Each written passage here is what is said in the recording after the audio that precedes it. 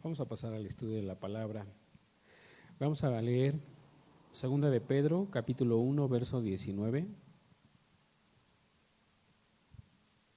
Segunda de Pedro 1, 19, dice el texto: tenemos también la palabra profética más segura, a la cual hacéis bien en estar atentos como a una antorcha que alumbra en lugar oscuro, hasta que el día esclarezca y el lucero de la mañana salga en vuestros corazones. Está hablando el apóstol Pedro, uno de los 12 discípulos, un hombre que caminó con el Señor Jesucristo, un hombre que pues fue llamado siendo relativamente joven. Él era pescador y fue llamado por el Señor Jesucristo para empezar el ministerio del reino de Dios. Fue llamado para ser uno de los 12 apóstoles. Pero en esta parte, cuando él está hablando, en ese momento él ya no era un joven, él ya era un anciano, ya era un hombre tal vez de unos 70 años aproximadamente, y ya había caminado durante más de 30 años quizás en el Evangelio. Para ese momento pues quizás ya habían fallecido varios de los discípulos, varios de los apóstoles, quizás él era uno de los últimos que quedaban, y en ese momento Pedro está escribiendo una carta para la iglesia a la cual él estaba ministrando, y pues él sabía que iba a partir, sabía que su tiempo en esta tierra se iba a terminar, pero no quería irse sin estar seguro de que la iglesia, de que los discípulos continuaran en la verdad, continuaran en el camino que él mismo les había enseñado, él mismo había instruido, él mismo había pastoreado a muchas personas, a muchas ovejas, como el Señor Jesucristo en una ocasión le dijo: tú vas a pastorear a mis ovejas, apacienta a mis ovejas. Entonces Pedro, en esa preocupación, escribe una carta y les dice a los discípulos: tenemos también la palabra profética más segura. Hemos estado hablando acerca de la palabra de Dios, acerca de la Biblia, hemos estado hablando acerca de este libro muy controversial, este libro que para muchos es una mentira, para muchos es un libro obsoleto, es un libro anticuado, es un libro que no sirve. Para muchos solamente es un libro como de historia general o de cultura general. Otros lo ven como un libro del que puedes sacar buenos consejos. Te dicen, no, pues que hay buenos consejos en la Biblia, ¿no? Pero nada más, o sea, no lo ven como la palabra de Dios. No lo ven como un libro que fue inspirado por Dios, un libro que fue inspirado por el Espíritu Santo. Simplemente se quedan ahí como pues un libro para recetas. Cuando lo necesito, lo agarro y checo a ver qué me puede dar, qué me puede aconsejar, ¿sí? Yo he conocido y he escuchado a muchos psicólogos, psiquiatras, muchos conferencistas, muchas personas que hablan de moral, de ética, de valores, ¿verdad? Y toman la Biblia, pero solamente la toman como una referencia. Recuerdo que en una ocasión, cuando estaba estudiando en la universidad, leí un libro en el cual pues nos recomendaron para efectos de una materia de psicología. Tuvimos que leer un libro y ese libro, el autor toma porciones de la Biblia, sí toma consejos, sobre todo del Sermón del Monte. ¿Para qué? Para aplicarlos a la psicología. Pero así como te da consejos de psicología, también te da consejos de budismo, hinduismo, etcétera, de otras religiones. Entonces, hemos estado hablando acerca de la Biblia, acerca de este libro, de la palabra de Dios. Sin embargo, es importante que podamos comprender el por qué se defiende mucho la Biblia. Porque así como hay gente que se ha levantado en contra de este libro para quererlo avergonzar, para quererlo desacreditar, también hay gente que se ha levantado para defenderlo. Porque hay gente que incluso ha entregado su vida, con su propia vida han defendido este libro sagrado.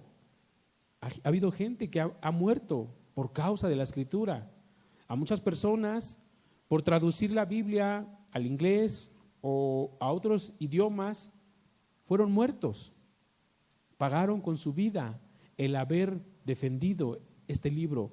¿Por qué? Porque profesaban que es la palabra de Dios. Y es importante que veamos evidencias para que nosotros mismos nos convenzamos o estemos convencidos de que este libro es la palabra de Dios.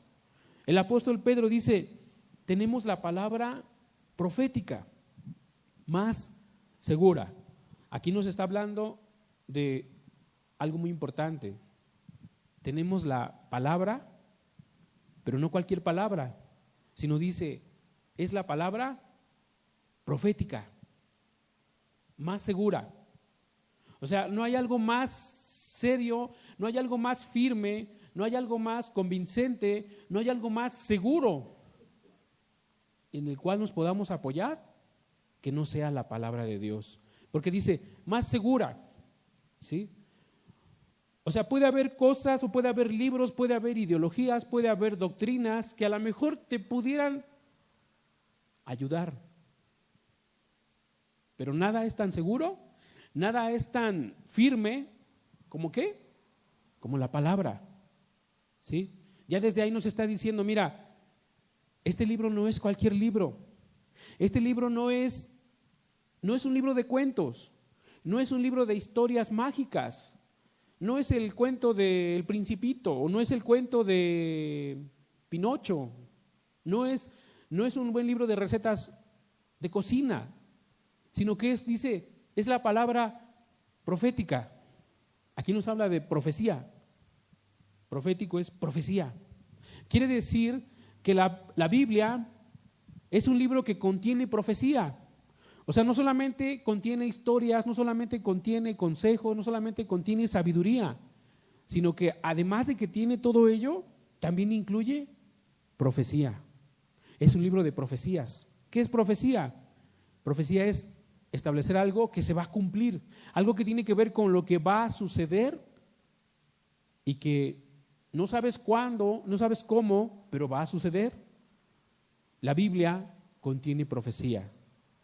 Por eso es que es un libro seguro. En el Antiguo Testamento, de los 39 libros que conforman el Antiguo Testamento, 17 son libros proféticos. Son libros que hablan de profecía.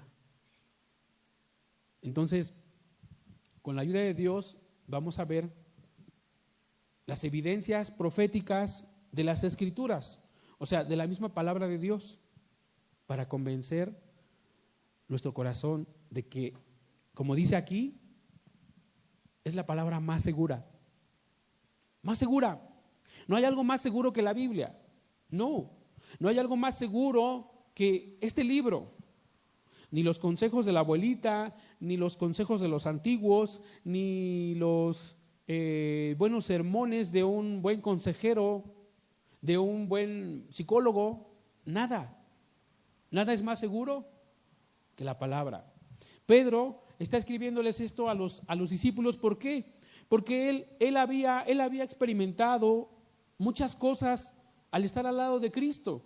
Por ejemplo, él estuvo presente cuando fue la transfiguración. ¿Sí han leído esa parte de la transfiguración? Que dice que iban 3 discípulos.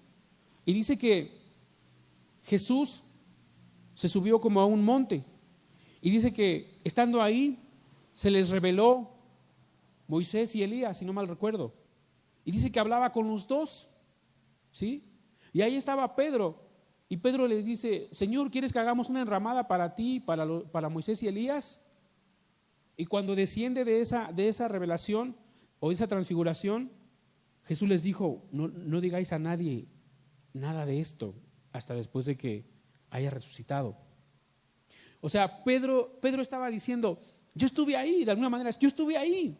Él experimentó, él vio los milagros del Señor Jesucristo. Él vio cómo resucitó a los muertos, cómo liberó a los endemoniados, cómo transformó o cómo multiplicó los panes para darle de comer a una multitud. Él lo vio. Él estuvo al lado de Cristo. Pero Pedro no confiaba en lo que él había visto. Pedro no basaba su mirada en Dios o su fe en Dios en lo que había experimentado, sino que dice, tenemos también la palabra profética más segura, a la cual hacéis bien en estar atentos como a una antorcha que alumbra en lugar oscuro. Amados, no hay nada más seguro que la palabra. Lo que usted haya vivido, haya experimentado tal vez, no, es que yo ya vi muchas cosas, yo ya en mi caminar con Dios a través de los años he visto muchas cosas, qué bueno. Pero el apóstol Pedro nos da un consejo muy importante y dice, mira, si tú te despegas de la palabra, te puedes perder. Te puedes perder, ¿por qué? Porque dice que la palabra es como una antorcha que alumbra en lugar oscuro, en donde no ves nada, en donde de plano no puedes ni siquiera moverte medio metro porque no sabes si hay un hoyo, no sabes si hay una piedra, no sabes si hay un animal que te puede causar daño. Necesitas una lámpara, un faro que te alumbre. Esa es la palabra profética. La Biblia es un libro profético. Es un libro que no solamente contiene consejos, mandamientos, reglas. Las personas ven a veces la Biblia como un libro de puras reglas, de puros mandamientos. Es que no hagas, no vayas, no digas. No, la Biblia también contiene profecía. Ya les decía, de los 39 libros del Antiguo Testamento, 17 son proféticos. Entonces, el estudiar las evidencias proféticas de la Biblia es uno de los estudios más impresionantes de las mismas. El darnos cuenta que la Biblia contiene o está llena de profecías. Hay dos tipos de profecías, unas que ya se cumplieron y otras que están por cumplirse. Hay unas que ya se cumplieron y se cumplieron en diferentes épocas. Se escribieron o Dios las reveló en una época, pero se cumplieron muchos años o incluso siglos más adelante, en donde las personas que predijeron esas profecías ya no lo vieron, pero sí se cumplieron. Entonces, la Biblia es un libro veraz, por cuanto las profecías o varias de las profecías que contiene se cumplieron al pie de la letra, tal y como Dios se las reveló a los hombres. Esto es una evidencia maravillosa.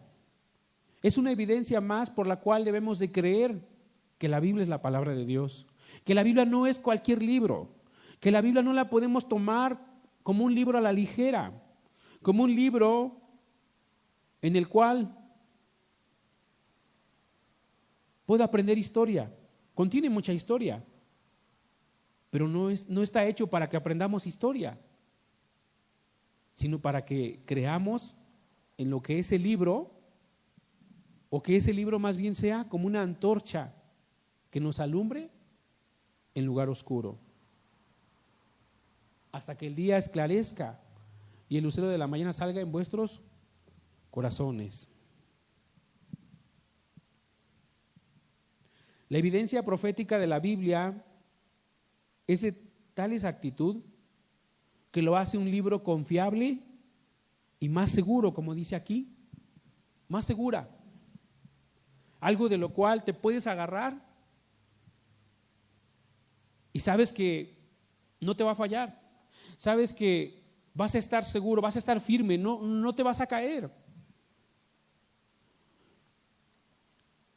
No sé si alguna vez les ha pasado, de repente vas subiendo unas escaleras, a lo mejor ahí en tu casa, vas a subir a revisar el tinaco, si todavía tiene agua, y pones tu escalera.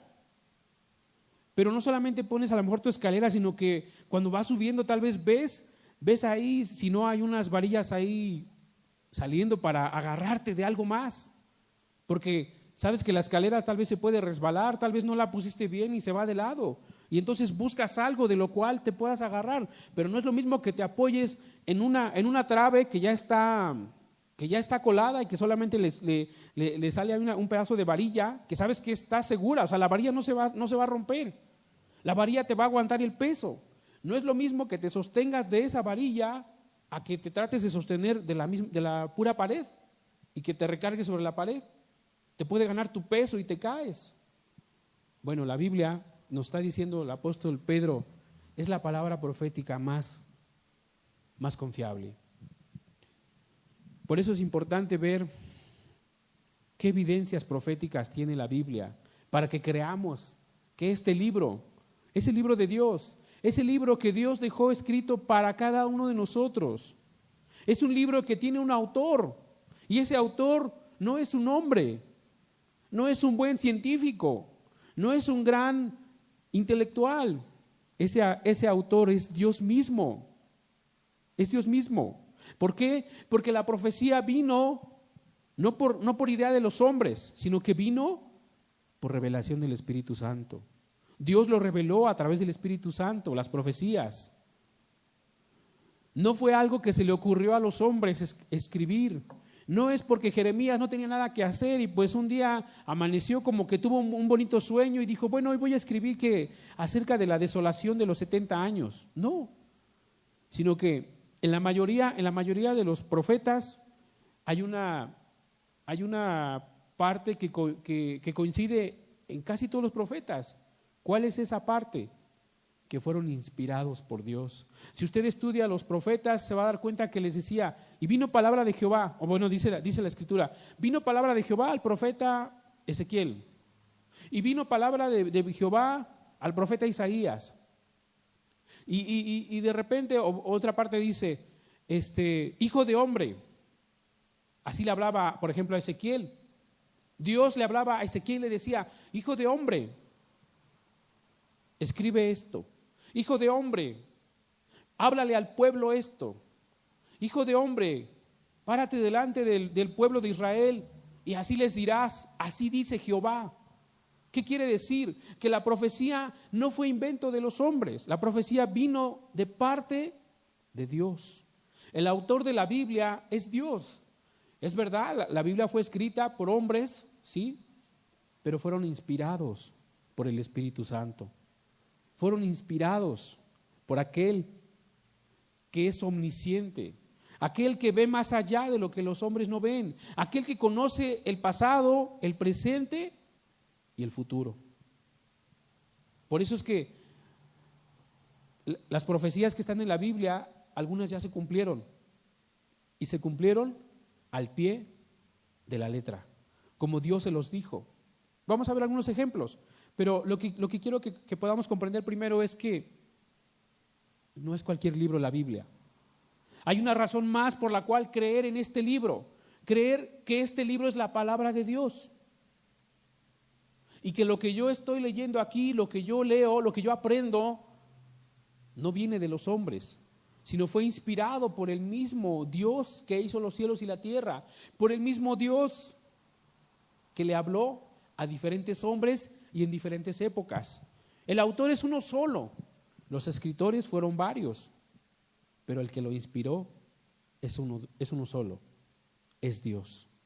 Dios solamente usó a los hombres, las personas solamente fueron instrumento, fueron el medio a través del cual Dios vertió su palabra a la humanidad. Pero los hombres no lo escribieron de sí mismos, fueron inspirados. Fíjese, Isaías 41, versos 21 al 29, dice: alegad por vuestra causa, dice Jehová, presentad vuestras pruebas, dice el Rey de Jacob. Traigan, anúncienos lo que ha de venir, díganos lo que ha pasado desde el principio, y pondremos nuestro corazón en ello. Sepamos también su postrimería, y hacernos entender lo que ha de venir. Dadnos nuevas de lo que ha de ser después, para que sepamos que vosotros sois dioses, o a lo menos haced bien o mal, para que tengamos que contar y juntamente nos maravillemos. Hasta ahí. El verso anterior. Primero dice que está hablando Dios, está hablando Jehová. ¿Y a quién se está dirigiendo? ¿A quién le está diciendo esas palabras? Se la está diciendo a los dioses de este mundo. a los dioses con D minúscula. O sea, digamos que los está retando, los está enfrentando y les dice, a ver, si ustedes son Dios, como dicen, si de veras son Dios, o si hay un motivo para creer en ustedes, el verso 21, dice entonces, alegad por vuestra causa, dice Jehová, presenten sus pruebas, denos pruebas de que ustedes son dioses, dice el rey de Jacob, y dice, traigan, anuncien lo que ha de venir. ¿Eso qué es? Eso es profecía. Está hablando de profecía. Está diciendo, a ver, profetícenos. Díganos lo que ha pasado desde el principio y pondremos nuestro corazón en ello. Sepamos también su postrimería, o sea, lo que va a venir al final y hacernos entender lo que ha de venir. Dadnos nuevas de lo que ha de ser después, para que sepamos que vosotros sois dioses. Es impresionante cómo Dios mismo se enfrenta a los dioses de este mundo y les dice, a ver si tú, Buda, Krishna, la Virgen María, todos los dioses de este mundo, la muerte, a ver si son dioses, profetícenos. Dice, danos nuevas de lo que ha de ser después, díganos qué va a pasar. Todos sabemos que eso no sucede, o sea, ningún Dios de este mundo se ha atrevido a dar palabra de profecía y que realmente se cumpla. O sea, dando a entender, si de veras hablan profecía y se cumple, pues vamos a creer en ustedes, pero no, sabemos que no. Si el mismo Salmo 15 lo leímos la otra vez, ¿se acuerdan? Que dice que son dioses que tienen ojos, pero no ven, tienen pies, pero no palpan, tienen manos, tienen oídos, pero no escuchan. ¿Creen ustedes que tendrán poder para hablar profecía? No. Vamos a seguir leyendo, verso 24.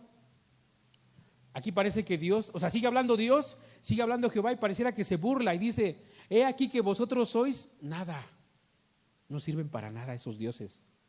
Y vuestras obras, vanidad. Abominación es el que os escogió.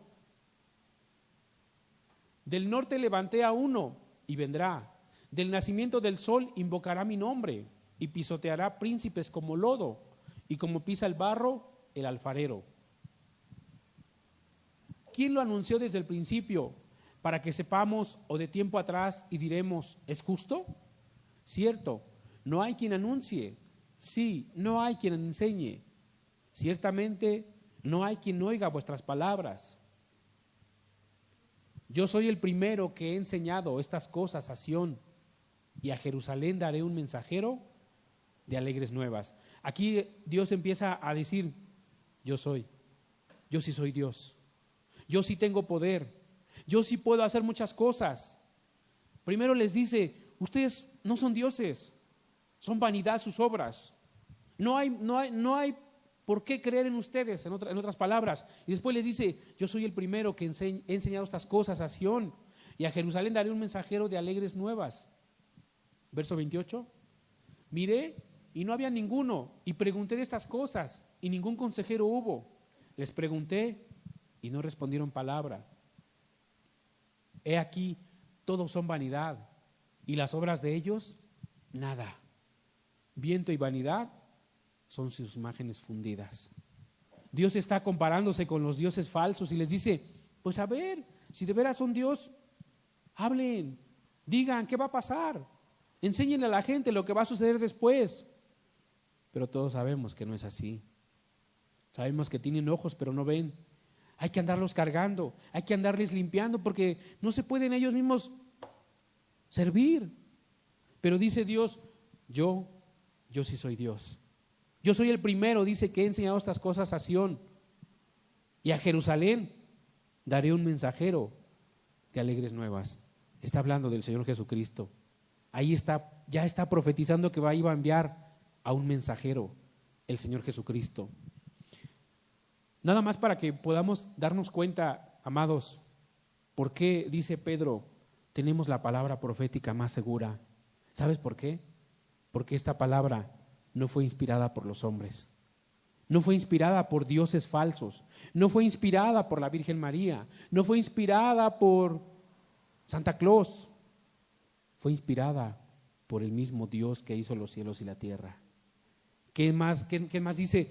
Que incluso pareciera que se burla de los dioses de este mundo y dice, pues si ni siquiera pueden valerse por sí mismos, ni siquiera pueden defenderse a sí mismos. Como también dijo Gedeón, ¿se acuerdan? ¿Han leído la historia de Gedeón? Cuando dice que le pidieron cuando fue a destruir la imagen de Baal, y dice que el pueblo se enojó y que le dijeron, ¿por qué lo hiciste? ¿Y qué les dice Gedeón? Pues déjenlo, si es Dios, pues que se defienda. ¿Por qué lo tienen que estar defendiendo ustedes?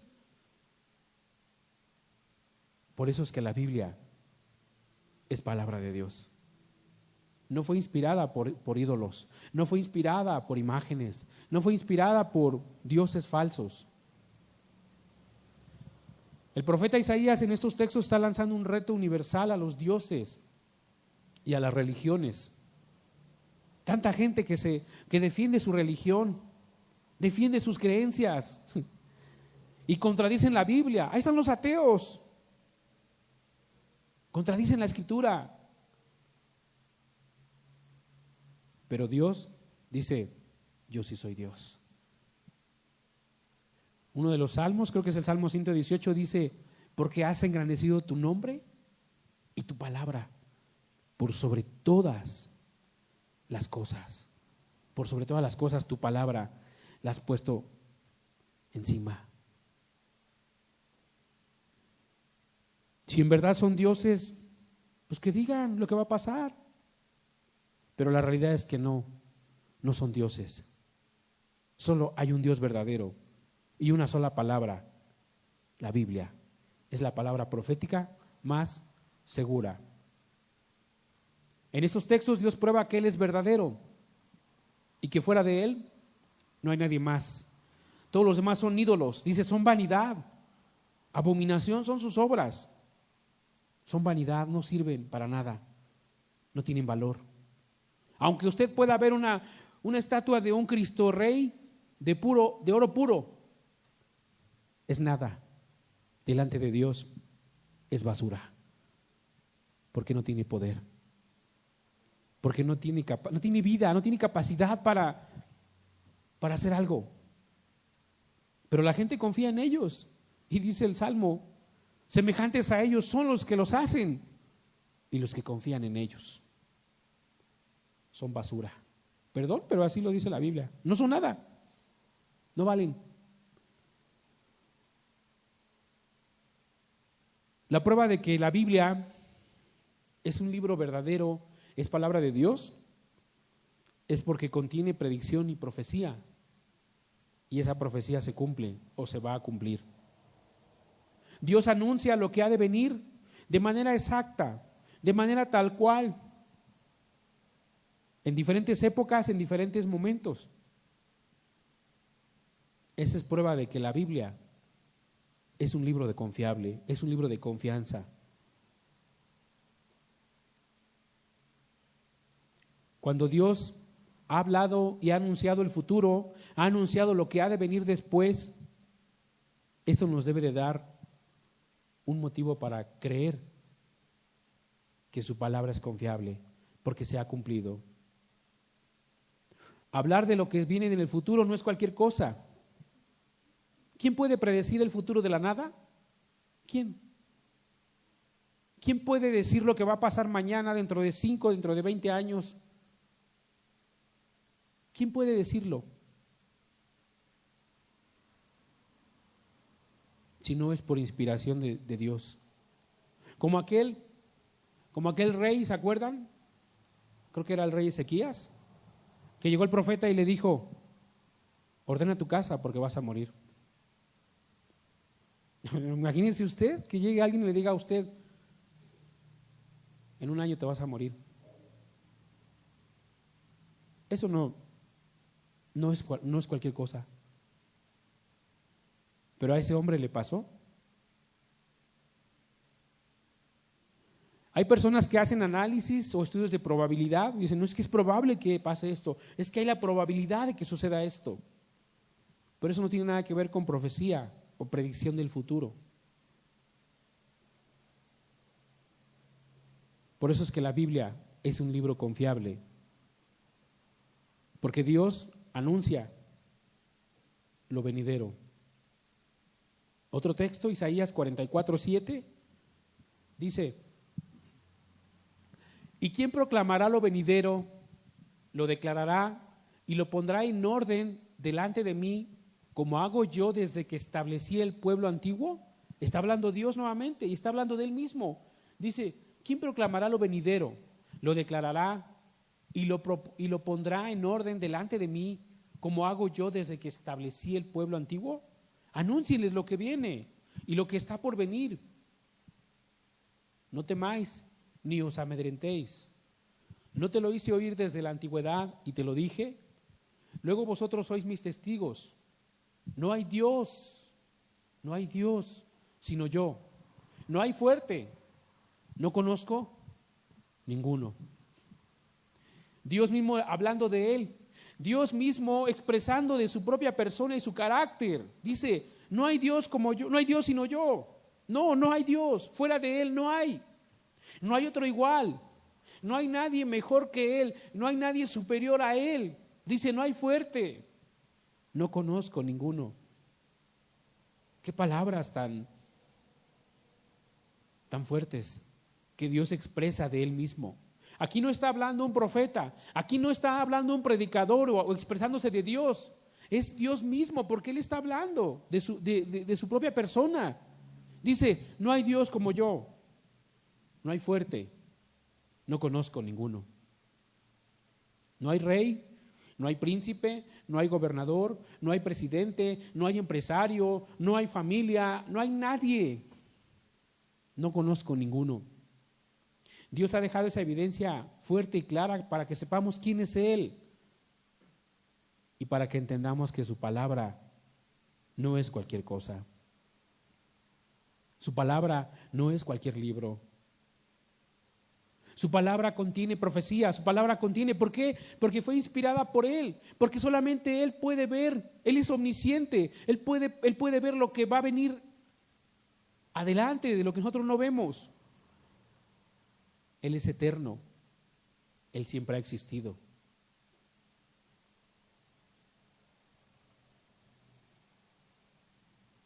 Dios siempre ha dado a conocer a los hombres quién es Él, y aún les ha dado a conocer el futuro. Por ejemplo, antes del diluvio, lo dice Génesis, dice que Dios vino a Noé, habló con Noé, y dice que le dijo: constrúyete un arca, porque va a venir un diluvio. Ahí le estaba dando ya una profecía. Ya le estaba diciendo: va a suceder esto. Noé pudo haber dicho: no, quién sabe, qué tal si no. Pero ya Dios le estaba diciendo: va a suceder esto. Va a venir un diluvio. Constrúyete el arca.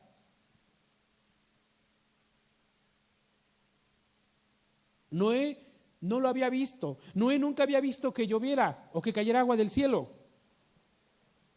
Él pudo haber dicho: si nunca ha llovido, nunca ha caído agua, se me hace que lo estoy soñando. Pero no, Noé creyó. Pasaron aproximadamente 100 años para que eso ocurriera. O sea, no fue de un día para otro, no fue en una semana va a venir la lluvia.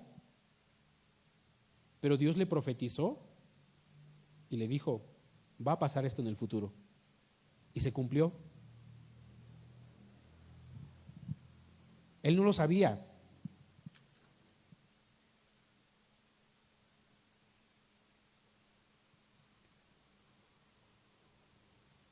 Porque Dios conoce el futuro, porque Dios ve más allá de los hombres o lo que los hombres ven. Los profetas escribieron profecía de lo que iba a suceder porque Dios se los mostraba mediante sueños, hablaba con ellos directamente, en revelaciones. Por ejemplo, Daniel dice, en una parte dice, y me llevó el Espíritu. No dice si estaba durmiendo, no dice si a lo mejor estaba orando, tal vez estaba orando. Y en su oración le fue revelado por el Espíritu cosas que habrían de suceder.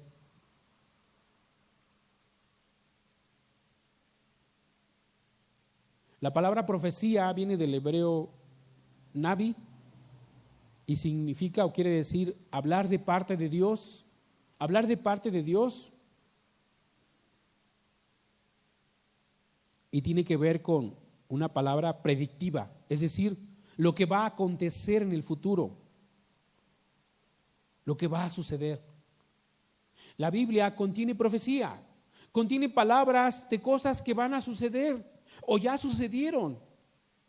Por eso es que es confiable y debe ser confiable para nosotros. No, pero es que quién sabe, no, pues es que yo no sé. Amados, muchas de las profecías que están escritas en la Biblia y que ya se cumplieron, usted puede consultarlas en un libro de historia, de verdad. Puede buscarlas en un libro de historia universal y se dará cuenta que las profecías que están aquí se cumplieron tal cual lo describieron los profetas, tal cual les fue revelado, porque Dios es omnisciente, todo lo sabe, y por cuanto todo lo sabe y conoce el futuro, se lo revela a sus profetas, se lo reveló a los profetas o a la iglesia, lo que ha de venir en el futuro con exactitud. Nombres, épocas, edades, años, personas, todo. A algunos Dios les reveló todas las cosas con detalles. A otros simplemente se los reveló mediante visiones. Y ahorita lo vamos a ver, algunas evidencias. O sea, no siempre Dios hablaba de manera exacta en cuanto a dar detalles.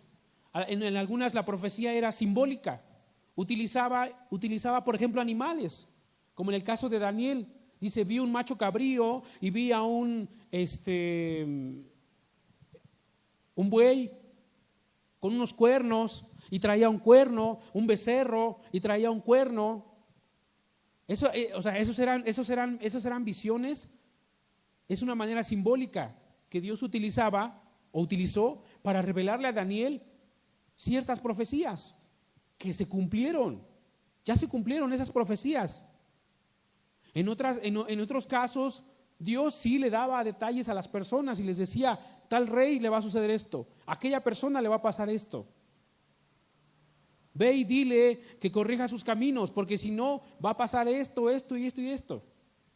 Y se cumplió. Por ejemplo, al profeta Isaías, si mal recuerdo, el profeta Isaías habla acerca de un rey llamado Darío de los persas. Y cuando tú te vas al libro de Esdras, te dice que en el año primero del rey Darío.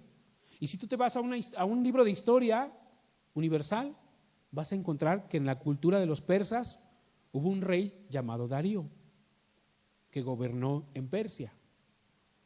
Digo, lo vamos a ver ahorita, pero nada más estoy como dando la introducción de que Dios es omnisciente y por cuanto todo lo sabe y todo lo conoce, avisa, habla a los hombres o habla a los hombres para que escribieran profecías. Por eso es que la Biblia es un libro confiable, porque las profecías se han cumplido tal y como Dios se las habló a sus siervos. Veamos un caso. El primer ejemplo, libro de Génesis, capítulo 15, versículos 13 y 14. Aquí Dios mismo le está dando una profecía a un hombre muy conocido, el padre de los judíos, llamado Abraham. Dice, entonces Jehová dijo a Abraham, ten por cierto que tu descendencia morará en tierra ajena y será esclava allí y será oprimida 400 años. Mas también a la nación a la cual servirán, juzgaré yo, y después de esto saldrán con gran riqueza. Antes de esos versículos, Dios le estaba diciendo a Abraham, mira, sal y cuenta las estrellas a ver si puedes. Y si logras contar las estrellas, así será tu descendencia. Y toda esta tierra yo se la entregaré a tu descendencia. ¿Cuál tierra? La tierra de Canaán. ¿Sí? Pero le dice, antes de que entren a la tierra de Canaán, dice, ten por cierto, verso 13, ten por cierto, o sea, va a suceder. Mira, va a pasar esto, estaba diciendo Dios, va a pasar esto, Abraham. ¿Qué va a suceder? Que tu descendencia, tus hijos, los que vengan después de ti, van a habitar en una tierra ajena. ¿Cuál fue esa tierra? ¿Cuál? Egipto, exactamente. Dice, y serán esclavos allí, y será oprimida durante 400 años. Mas también a la nación a la cual servirán, juzgaré yo, y después de esto saldrán con gran riqueza. ¿Eso se cumplió? Sí. Vayamos al libro de Éxodo, capítulo 2, versos 23 al 25. Dice, aconteció que después de muchos días murió el rey de Egipto, y los hijos de Israel, aquí ya no dice los hijos de Abraham, pero ¿quién es Israel? Jacob. Jacob, ¿quién fue? El nieto de Abraham. Dice, los hijos de Israel gemían a causa de la servidumbre y clamaron, y subió a Dios el clamor de ellos con motivo de su servidumbre. Estaban esclavizados. Y dice, y oyó Dios el gemido de ellos, y se acordó Dios. ¿De qué se acordó? De su pacto con Abraham, Isaac y Jacob. ¿Cuál fue ese pacto? El que les mencioné hace rato. Cuando Dios le dijo a Abraham, yo les entregaré a tu descendencia toda la tierra de Canaán. Ese fue el pacto. Un pacto que lo selló con la circuncisión. A los 8 días de nacido todo varón tenía que ser circuncidado. Y dice que ellos ya estaban en Egipto y Dios se acordó.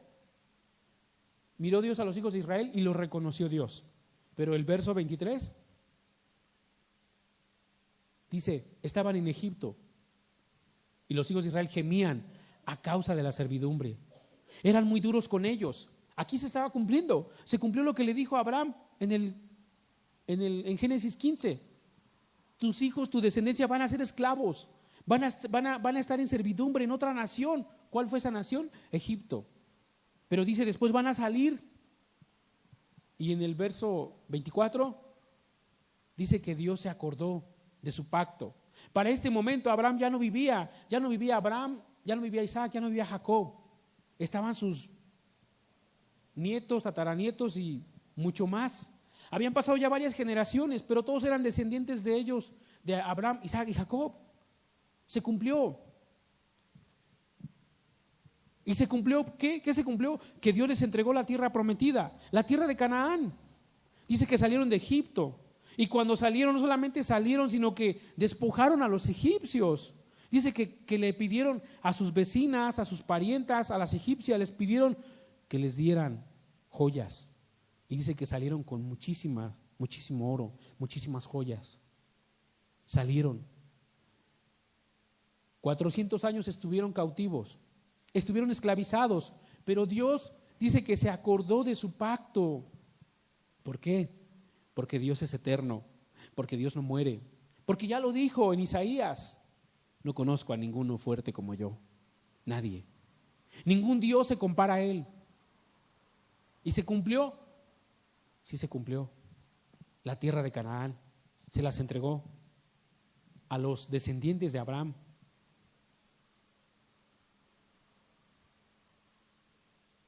Fíjese, Isaías 44, 26 al 28. Aquí está hablando otro ejemplo. El profeta Isaías dice, yo, está hablando Dios, yo, el que despierta la palabra de su siervo y cumple el consejo de sus mensajeros, que dice a Jerusalén: serás habitada, y a las ciudades de Judá reconstruidas serán, y sus ruinas reedificaré. Que dice a las profundidades: secaos, y tus ríos haré secar. El verso 26, por favor. Aquí está hablando una profecía. Dice: serás habitada. Está hablando el profeta Isaías. O sea, el que escribió esto es el profeta Isaías. En la época de Isaías, el pueblo de Israel, podemos decir, vivía en una paz, vivía en una comodidad social. No había problemas, no estaban en guerra, no estaban siendo invadidos. Pero ya el profeta Isaías estaba escribiendo estas palabras, estaba diciendo: tú, ciudades de Judá, van a ser reconstruidas y sus ruinas serán reedificadas. Sus ruinas, ¿qué son ruinas? Algo que está devastado. En ese momento el pueblo de Israel estaban en paz, no tenían problemas, no tenían enemigos que los estuvieran invadiendo. Pero ya el profeta Isaías estaba diciendo: esa paz que tienen ahorita se les va a acabar. Un día van a ser destruidos. Verso 27, que dice: a las profundidades secaos, y tus ríos haré secar. Verso 28, aquí está, que dice: de Ciro es mi pastor, y cumplirá todo lo que yo quiero. Al decir a Jerusalén: serás edificada, y al templo serás fundado. Son dos profecías. La primera la ves en el verso 26. Nuevamente lo leemos. ¿Cuál es? A las ciudades de Judá reconstruidas serán, y sus ruinas reedificaré. Está diciendo: Jerusalén y Judá, todas sus ciudades van a ser destruidas, van a ser devastadas. Alguien va a venir y las va a destruir. Le estaba ya profetizando al pueblo: tengan cuidado. ¿Y sabe cuál es la razón por la que le estaba profetizando eso? Porque el pueblo de Israel habían dejado a Dios. Era un llamado, era como una advertencia de decirle: vuélvete de tus malos caminos, deja tus pecados, deja de adorar a los ídolos, deja de adorar a los Baales. ¿Por qué? Porque si no vas a ser destruida. Van a venir los extranjeros y te van a conquistar. Aquí le estaba profetizando: van a ser reconstruidas y sus ruinas van a quedar en ruinas. Y la segunda profecía la ves en el verso 28. Habla de un personaje, aquí sí te dice el nombre, que dice: de Ciro es mi pastor, y cumplirá todo lo que yo quiero. Al decir a Jerusalén: serás edificada, y al templo serás fundado. ¿Quién es Ciro? Ciro no era un judío.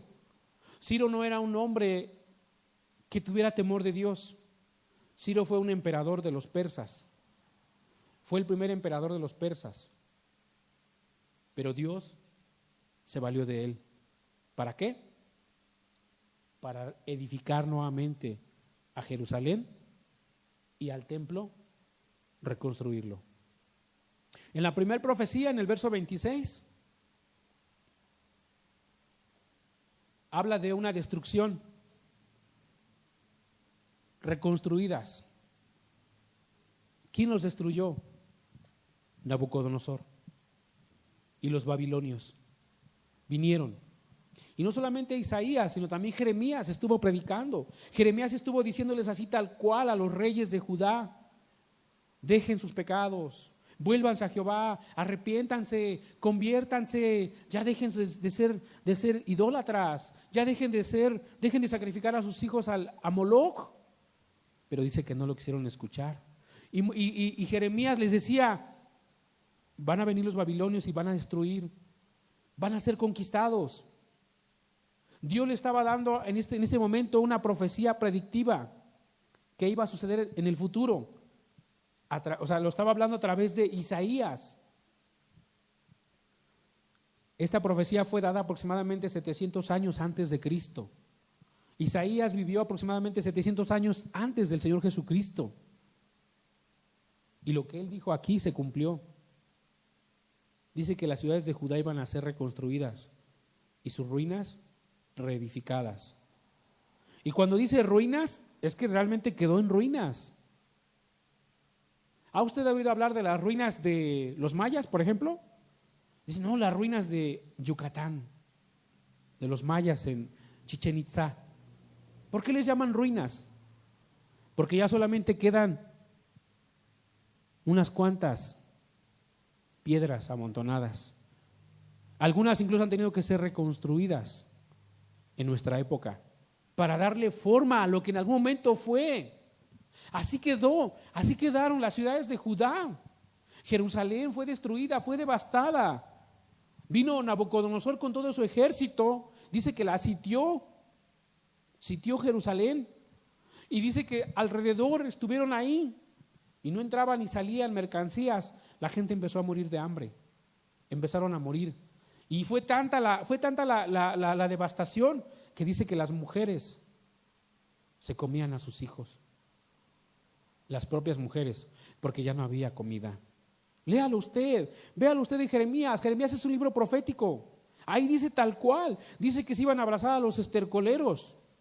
O sea, se comían las heces de los animales, porque ya no había comida, porque ya no había alimento. ¿Se cumplió lo que dijo Isaías? Sí, se cumplió. Fue devastador. Dice que a las mujeres embarazadas les abrían el vientre, sacaban a los niños, los tomaban de los pies y los azotaban contra las peñas. Por eso es que la Biblia es un libro profético, porque Dios le decía a los profetas, dile al pueblo que si no se arrepiente van a ser destruidos. Eso que dice ahí se cumplió. Ruinas, quedaron en ruinas. El templo de Salomón, ese templo que dice que lo construyeron y que fue recubierto de oro, que costó muchísimo dinero. Si hoy habláramos en nuestra época, serían millones de dólares lo que hubieran invertido en construir ese templo. Vino Nabucodonosor y lo destruyó. Se llevaron, saquearon el templo, literalmente saquearon. Dice que se llevaron los vasos de oro, los vasos que eran consagrados para Jehová. Arrasaron con todo. Fueron conquistados, fueron destruidos. Pero así como Dios estaba profetizando o estaba advirtiendo lo que iba a suceder en el futuro en cuanto a la destrucción del pueblo de Israel, también Dios predijo lo que iba a pasar después en cuanto a su reconstrucción. Veamos el verso 28. Dice de Ciro, es mi pastor y cumplirá todo lo que yo quiero. Cumplirá, hará. O sea, a Dios le place usar a quien Él quiera y Él mueve las cosas como Él quiere. Él no le pide permiso a nadie. Él no necesita el permiso de la gente para hacer lo que Él quiera hacer. Ciro no era un hombre judío. Ciro era un hombre pagano. Ciro era un hombre que adoraba ídolos paganos. Pero ¿sabes qué? Dios lo usó como instrumento. ¿Sabes para qué? Para reedificar a Jerusalén y volver a levantar el templo. Usó a Ciro. ¿Te lo muestro? Fíjate. Libro de Esdras.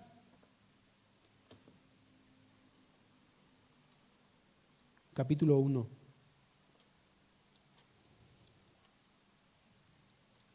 Ahí está, Esdras 1:1. Dice, en el primer año de ¿quién? Ciro, rey de Persia. Persia no pertenecía, nunca perteneció al pueblo judío. Era un pueblo extranjero. Era una cultura extranjera. Vaya usted a un libro de historia y busque. O hay los que saben de internet, métete ahí, ponle ahí en el Google. Persia, cultura de los persas. Te va a mandar toda la historia de los persas y vas a encontrar que hubo un rey llamado Ciro.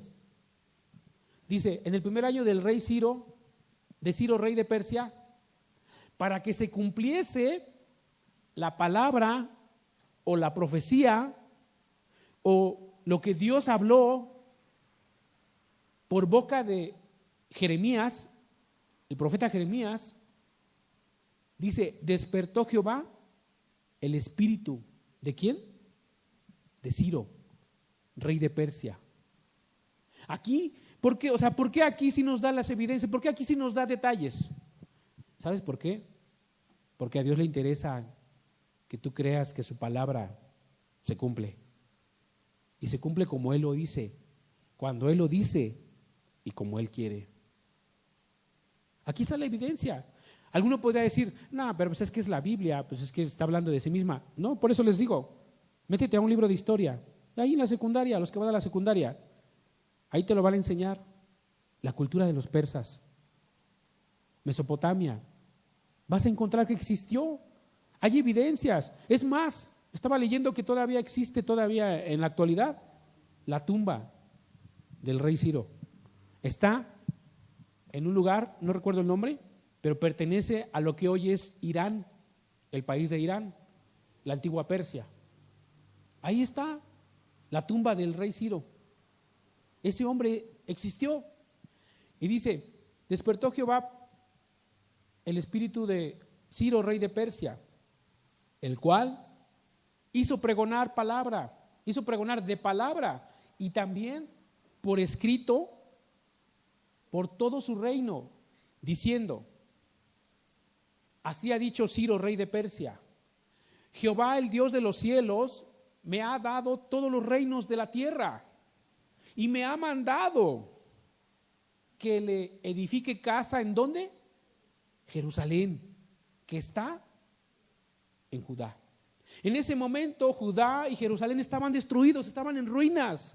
¿Por qué? Porque ya habían venido los babilonios y habían conquistado Jerusalén, habían destruido el templo, habían destruido todas las ciudades. Se habían llevado a la gente, entre ellos se llevaron a Daniel y sus 3 amigos. Pero para este momento dice que Jehová despertó el espíritu de Ciro, rey de Persia. La pregunta es, ¿para qué le interesaba a Dios utilizar a un impío? ¿Para qué? Para darnos evidencia de que su palabra es verdadera, de que lo que Él dice se cumple, lo que Él manda se cumple. Y dice, fíjese cómo lo describe este hombre. Dice, Jehová, el Dios de los cielos, me ha entregado todos los reinos de la tierra y me ha mandado, me ha ordenado. No se lo mandó un profeta, no se lo mandó un gurú, no se lo mandó un buen teólogo. ¿Quién se lo mandó? Jehová, el Dios de los cielos. Me ha mandado que le edifique casa en Jerusalén, que está en Judá. El verso 3, y ya empieza a decir, quien haya entre vosotros de su pueblo, o sea, de los judíos, sea Dios con él, y suba a Jerusalén, que está en Judá, y edifique la casa de Jehová, a Jehová, Dios de Israel. Y aquí pone, Él es el Dios. Ese hombre estaba reconociendo que Jehová es Dios, estaba reconociendo al único Dios verdadero. Los persas tenían muchos dioses, adoraban a muchas deidades, incluso adoraban hasta los animales. Pero ¿sabe qué? Ese hombre conoció a Dios. Ese hombre tenía temor de Dios.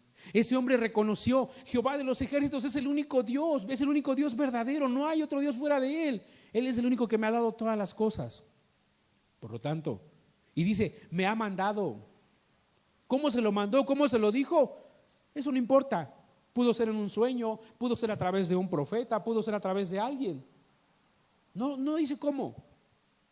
Eso no importa, pero sí dice que Dios le ha mandado. Y dice,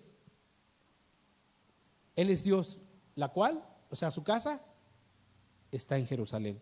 Y si usted sigue leyendo el libro de Esdras, se dará cuenta que regresaron, entre ellos Esdras. Y dice que hallaron gracia delante del rey y que el rey hasta les concedió tropa, o sea, parte de su ejército para que los resguardaran en el camino para llegar a Jerusalén. Amados, ¿se cumplió o no se cumplió? Pero la pregunta es, ¿tú lo crees? ¿O todavía tienes tus dudas? No, pues es que quién sabe, a lo mejor pues alguien lo inventó. ¿Te digo algo? Entre la época de Isaías y Jeremías y Esdras pasaron muchos años. Es más, Jeremías profetizó acerca de los 70 años de la desolación. ¿Sí lo han leído? Dice que iban a estar cautivos en Babilonia durante 70 años. Y el profeta Daniel empieza escribiendo y dice: yo, Daniel, al consultar la palabra de Jeremías, me di cuenta que se habían cumplido ya los 70 años. Y empezó a buscar a Dios. 70 años estuvieron ahí, 70 años estuvieron cautivos en Babilonia. Fueron llevados. O sea, se cumplió lo que dijo Isaías: van a ser devastados, van a ser destruidos. Jeremías también lo dijo. Y Jeremías hasta lo metieron a la cárcel, lo metieron a un cepo, a una especie como de cisterna, porque el rey ya no quería escucharlo, porque le decía: siempre que te mando a traer, siempre me profetizas puras cosas malas. Pero Jeremías le decía: pues ¿qué te voy a profetizar? Si andas mal, si estás en pecado, si sigues adorando a los ídolos, ¿qué quieres que te hable? ¿Que te hable cosas bonitas como tus profetas? No, le decía: yo te voy a decir lo que me diga Dios, yo te voy a profetizar lo que me hable Dios. ¿Y cuál era la palabra de Dios? Arrepiéntanse, vuélvanse de sus pecados, dejen sus ídolos. Y se cumplió con exactitud.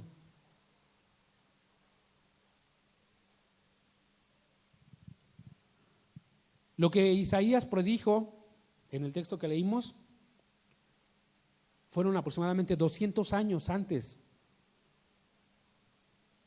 de que sucediera, en cuanto a la devastación de Jerusalén y a la devastación de las ciudades de Judá. Isaías ya había muerto, él no lo vio. Isaías en ese momento ya no estaba, pero se cumplió. Por eso es que la Biblia es un libro profético, que se han cumplido muchas de sus profecías. Y lo que dijo Jeremías, igual se cumplió. Lea usted el libro de las Lamentaciones de Jeremías. Ese libro lo escribió él. Solamente creo que son 3 capítulos, no le lleva ni siquiera media hora leerlo. Y se va usted a dar cuenta que las Lamentaciones de Jeremías describen la vida que vivieron los judíos cuando entraron los babilonios. Fue terrible, de verdad es algo espantoso lo que vivieron los judíos. Yo creo que ninguno de los que estamos aquí hemos llegado a vivir ni siquiera una milésima parte de lo que esos hombres vivieron. Terrible, terrible la devastación. Los babilonios no tuvieron misericordia. Los babilonios llegaron y destruyeron todo. Todo. Dice que no tuvieron compasión del anciano, ni de los jóvenes, ni de las vírgenes. Dice: violaron a las vírgenes en Jerusalén, mataron a los jóvenes, destruyeron todo, a los sacerdotes, los mataron en pleno templo. Amado, tenemos la palabra profética más segura. ¿Por qué no valorarla? ¿Por qué no valorar la Biblia? ¿Por qué no valorar este libro sagrado? Que lo que está escrito, mucho de eso ya se cumplió. Hay otras profecías que no se han cumplido. ¿Qué valor tiene para usted la Biblia? Jesús dijo algo muy importante: el cielo y la tierra pasarán, pero mis palabras no pasarán. No pasarán. En cuanto a la reconstrucción de Judá, en cuanto a la reconstrucción a través de Ciro, también Isaías lo predijo más de 100 años antes de que Jerusalén fuera destruida, y se cumplió. Se cumplió tal cual. Fíjense, Jeremías 25, 11 al 13. Ya nomás leo esto y aquí lo vamos a dejar.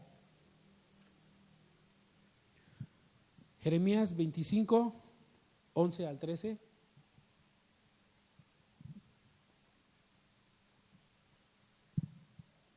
Dice, toda esta tierra será puesta en ruinas y en espanto. Ahora está hablando el profeta Jeremías. Dice, y servirán estas naciones al rey de Babilonia. ¿Cuánto tiempo? 70 años. Aquí está hablando acerca de la destrucción de Jerusalén y del pueblo de Israel. Dice, van a ser destruidos por el rey de Babilonia y van a servirlo durante 70 años.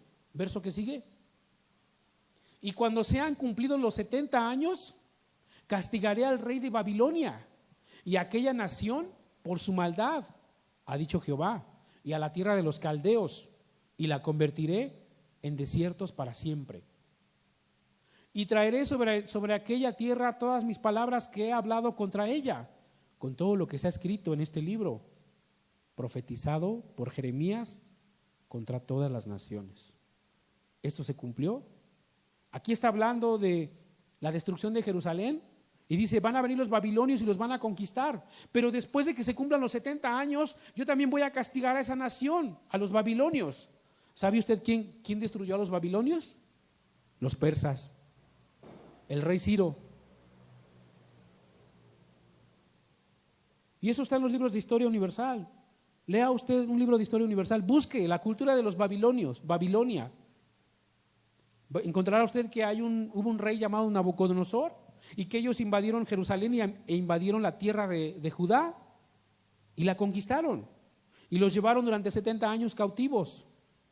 Pero después de los 70 años vinieron los persas y los persas destruyeron a los babilonios. Eso también está escrito en el libro de Daniel. Si usted revisa el libro de Daniel, dice que Belsasar, el hijo de Nabucodonosor, por cuanto no honró a Dios, dice que se atrevió a tomar los vasos de oro que estaban consagrados en el templo y dijo, vamos a beber en esos vasos.